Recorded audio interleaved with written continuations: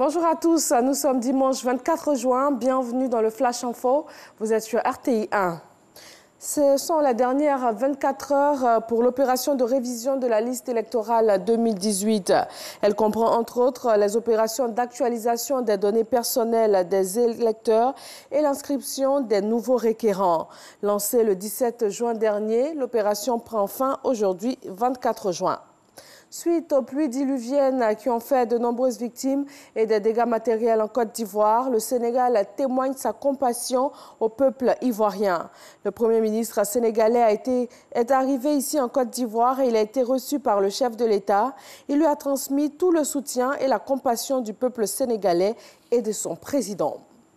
Le gouvernement a donc pris des mesures fermes suite à ces pluies diluviennes, notamment la démolition des commerces et des habitations construits sur les emprises d'eau dans la commune de Cocody. Cette opération de libération des zones à risque et des bassins d'orage concerne tout le district d'Abidjan.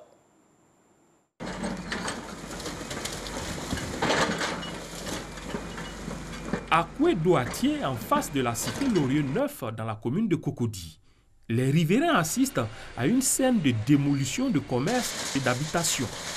Ces ouvrages construits autour d'un bassin d'orage obstruaient le passage de l'eau. La brigade d'investigation et du contrôle urbain du ministère de la Construction, du Logement, de l'Assainissement et de l'Urbanisme en charge de l'opération révèle hors micro que la zone présente de nombreux risques du fait de la retenue d'eau. Elle est donc non constructible et le lotissement actuel s'est fait dans la clandestinité. Pour les populations impactées directement par les démolitions, c'est la désolation, mais elles reconnaissent l'importance de l'opération.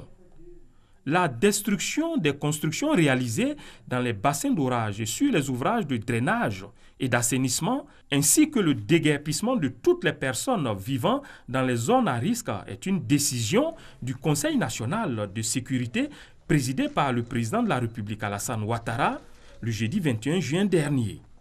Des mesures vigoureuses pour prévenir les dégâts des pluies diluviennes et préserver la vie des Ivoiriens. L'opération va durer 2 mois dans tout le district d'Abidjan.